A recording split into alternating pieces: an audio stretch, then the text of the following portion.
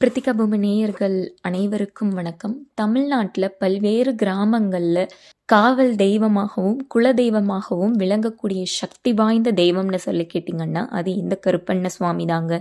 ஏன் 18ஆம் படி ஐயப்பன் சுவாமிக்கே பார்த்தீங்கன்னா வலதுபுறம் காவல் தெய்வமாக இருக்கக்கூடிய தெய்வம் கருப்பண்ண சுவாமி தான். இந்த 18 படியில் ஏறுவதற்கு முன்னால் கருப்பண்ண சுவாமியை வணங்கிட்டு தான் 18ஆம் படியிலே ஏறுவாங்க. ஏன் மதுரையில் கள்ளழகருக்கு காவல் தெய்வமாக இருக்கக்கூடிய தெய்வமும் பார்த்தீங்கன்னா இந்த 18ஆம் படி கருப்பண்ண சுவாமி தாங்க. இவருடைய அருமை பெருமைகளை நாம சொல்லிக்கிட்டே போடலாம்.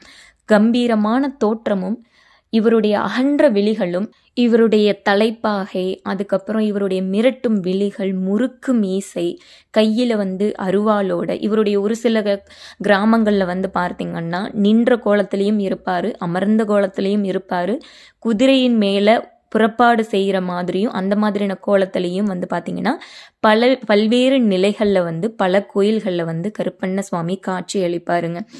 இவருடைய உருவத்தை பார்க்கும்போதே தீமைகள் செய்யணும் அப்படின்னு நினைக்கிறவங்களால கூட பார்த்தீங்கன்னா கண்டிப்பாக தீமைகள் செய்யவே முடியாதுங்க. இன்றளமே பல்வேறு கிராமங்களில் இவருடைய நாமங்கள்லாம் எப்படியெல்லாம் சொல்லுவாங்க அப்படின்னு சொல்லி கேட்டிங்கன்னா கருப்பண்ண சுவாமி, கருப்பனார் சுவாமி, கருப்பன் சுவாமி, 18ஆம் படியான் சுவாமி, வேட்டை சுவாமி. இப்போ என்னுடைய குலதெய்வம் பார்த்தீங்கன்னா மாசி பெரியண்ண சுவாமிங்க.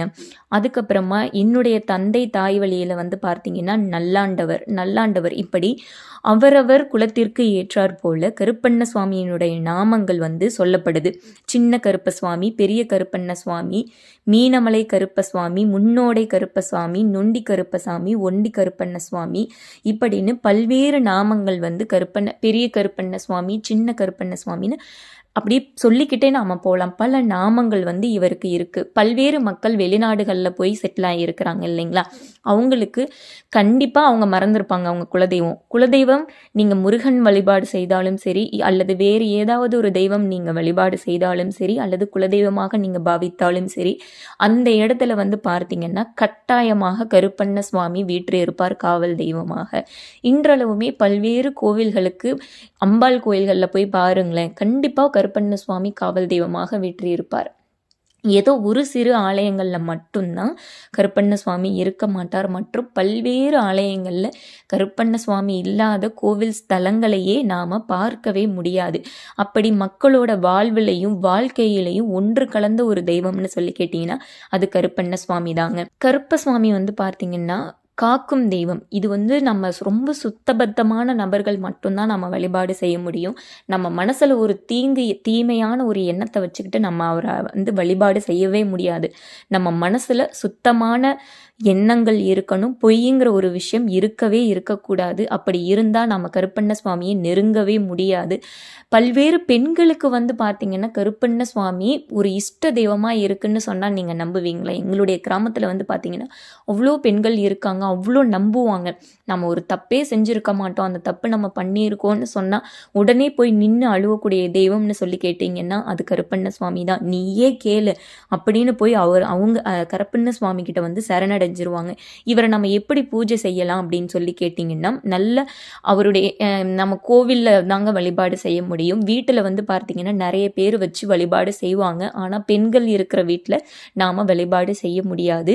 ஆனால் நம்ம அவரை நினைச்சு ஒரு தீபத்தை ஏற்றி நம்ம கருப்பண்ண சுவாமியை வழிபாடு செய்யலாம். மனதார நினைத்து நீங்கள் வழிபாடு செய்தால் சின்னதாக ஒரு பூஜை மாதிரி நீங்கள் செஞ்சு கொள்ளலாங்க. அவருக்கு நெய்வேத்தியம் பார்த்தீங்கன்னா அவிசம், மது, மாமிசம் இது மாதிரி அவர் விரும்பி சாப்பிடக்கூடியவர். எதனால இவருக்கு மது மாமிசம்லாம் வழங்கி வழிபாடு செய்கிறாங்க அப்படின்னு சொல்லி கேட்டிங்கன்னா நமக்கு இருக்கக்கூடிய எப்பேற்பட்ட துன்பத்தையும் அந்த இப்போ கிடாயெல்லாம் வெட்டுவாங்க பார்த்தீங்களா, அது எந்த அளவுக்கு துடிதுடித்து இறக்கிறதோ அந்த அளவுக்கு நம்மளுடைய துன்பங்கள் இறக்கும். அப்படிங்கிறதுக்காக தான் நமக்கு கருப்பண்ண சுவாமிக்கு மாமிசம் படையல் செய்கிறோம். அது மட்டும் இல்லாமல் பொங்கல், சுண்டல், அது போக புளிசாதம் அல்லது ஆட்டையோ மாட்டையோ அல்லது அவல், பொரிக்கடலை, மாம்பழம், வாழை, பலா, கொய்யாப்பழம், இளநீர், முக்கியமாக இளநீர் வச்சு படைப்பாங்கங்க. இது எல்லாத்தையுமே நம்ம கருப்பண்ண சுவாமிக்கு படைக்கலாம்.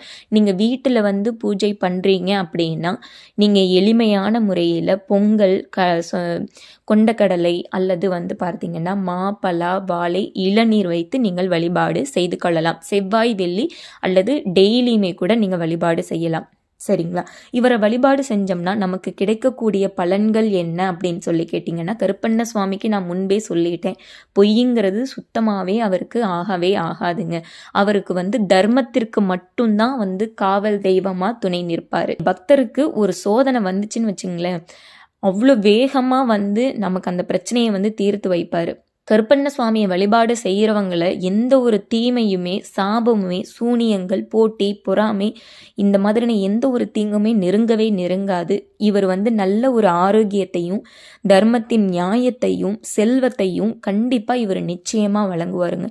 எங்களுடைய தாத்தா பாட்டி காலத்துலலாம் பார்த்தீங்கன்னா, எங்கள் தாத்தா பாட்டி எல்லாருமே ஆற்று ஓரத்தில் தான் வசிச்சிருந்தாங்க. அப்போ பார்த்தீங்கன்னா, எங்கள் தாத்தா பாட்டி எல்லாமே நம்ம கருப்பண்ண சுவாமியை ஆக்ரோஷமான முறையில் நிறைய டைம் பார்த்துருக்குறாங்க. எங்ககிட்டலாம் சொல்லுவாங்க, நான் நிறைய டைம் அதிகாலை 2 மணி 3 மணி சலசலன்னு சத்தம் கேட்கும், குதிரை வாகனங்கள் சத்தம் கேட்கும், இல்லைன்னா மிளற சத்தம் கேட்கும் அப்படின்லாம் சொல்லுவாங்க. எங்களுக்கு கேட்கும் போதே பயமாக இருக்கும். பயமாக இருக்குங்கிறத விட கண் கண்ட தெய்வமாக நிறைய டைம் பார்த்தீங்கன்னா அந்த நடு ரோட்டில் பார்த்தீங்கன்னா உச்சியிலிருந்து அந்த பாதைன்னு ஒரு பாதை இருக்கும். மாரியம்மன் கோயிலிருந்து கருப்பண்ண சுவாமிக்கு போகிறதுக்குன்னு ஒரு பாதை இருக்கும். ஆற்று வழியாக தான் போகும். அப்போ பார்த்தீங்கன்னா அந்த போகிற வழியிலேயே அவ்வளோ சத்தங்கள் கேட்கும். உச்சியிலிருந்து ஆகாயம் வரைக்கும் எழுந்து நின்று காட்சி எல்லாமே பார்த்துருக்குறாங்க ஆதி காலத்தில். ஆதி காலம்னா கிட்டத்தட்ட 50 வருஷத்துக்கு முன்னாடி. இன்றளவுமே மக்கள் எங்களுடைய கிராமத்தில் வழிபாடு செஞ்சுக்கிட்டு இருக்காங்க. அவ்வளோ ஒரு சக்தி வாய்ந்த தெய்வம். பொங்கல் டைம்லலாம் பார்த்தீங்கன்னா அவ்வளோ சிறப்பாக கோலாகலமாக மக்கள் இன்றளவுமே கொண்டாடிக்கிட்டு தான் இருக்காங்க. அது போக அமாவாசை நாட்களில் நாம் கருப்பண்ண சுவாமியை வழிபாடு செய்கிறது இன்னும் சக்திங்க. அவருடைய சக்தி ரொம்ப அதிகரிக்கும்னு சொல்லுவாங்க. எனக்குமே பார்த்தீங்கன்னா மாசி பெரியண்ண சுவாமிங்கிற கருப்பண்ண சுவாமி தாங்க குலதெய்வம். அப்படிங்கிறப்போ எனக்கு நல்லாவே தெரியும். நான் அவரை திருமணத்திற்கு பிறகு அவரை வழிபாடு செஞ்சதுக்கப்புறம் எனக்கு பல்வேறு நன்மைகள் எனக்கு கிடைச்சிது. நான் பார்த்தீங்கன்னா அமாவாசைக்கு போயிடுவேன். என்னால் முடிஞ்ச வரைக்கும் அமாவாசை போயிடுவேன். குலதெய்வத்துக்கு நம்மளுடைய குலத்தை காக்கும் தெய்வம் குலதெய்வம்னு சொல்லுவாங்க. என்னுடைய குலதெய்வம் கருப்பண்ண சுவாமிங்கிறதுனால என் குலத்தை அது இன்னமுமே காத்துக்கிட்டு இருக்கு. அதனால தான் நான் உங்ககிட்ட சொல்கிறேன், குலதெய்வமாக இருந்தாலும் சரி, குலதெய்வம் இல்லாவிட்டாலும் சரி, நீங்கள் வெளிநாட்டில் இருந்தாலும் சரி, இந்த கருப்பண்ண சுவாமியினுடைய மந்திரத்தினை, மூல மந்திரம், இந்த மந்திரத்தினை தினமுமே 21 முறை அல்லது 108 முறை பாராயணம் செய்தீங்கன்னா எப்பேற்பட்ட இக்கட்டான சூழ்நிலையுமே உங்களை தவிடுபொடி ஆக்கிடும். நீங்கள் கேட்ட வரம் கேட்டபடியே இருக்கும். இன்னொரு முக்கியமான விஷயம், நீங்கள் தவறான செயலுக்கு இந்த மந்திரத்தினை பயன்படுத்தக்கூடாது. நேர்மையான விஷயத்துக்கு மட்டும்தான் பயன்படுத்தணும்.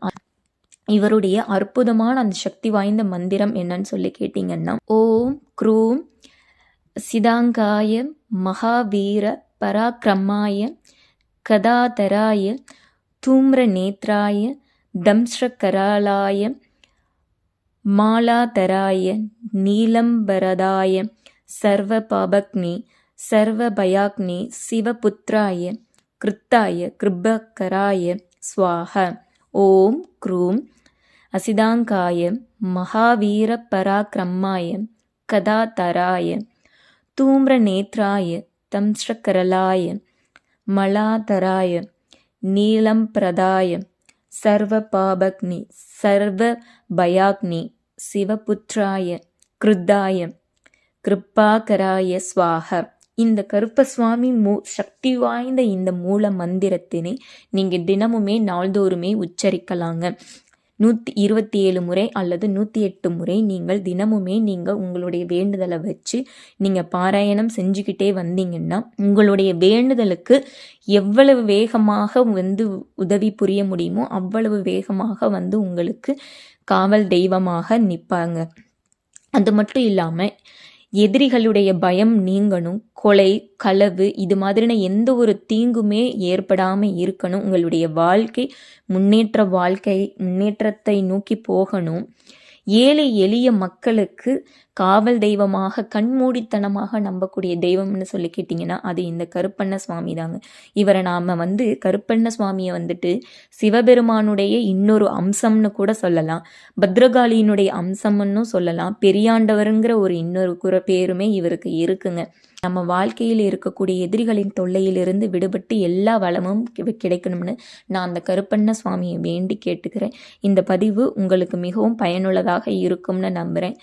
உங்களுடைய உற்றார் உறவினர்கள் நண்பர்கள் எல்லாருக்குமே பகிர்ந்து இவருடைய மந்திரத்தினை தினமுமே காலை மாலை உங்களுக்கு எப்பொழுது நேரம் கிடைக்குமோ அப்பொழுதெல்லாம் 21 முறை அல்லது 27 முறை அல்லது 108 முறை பாராயணம் செய்து பலனை பெற்றுக்கொள்ளலாம். வேறொரு நல்ல பதிவில் உங்களை சந்திக்கிறேன்.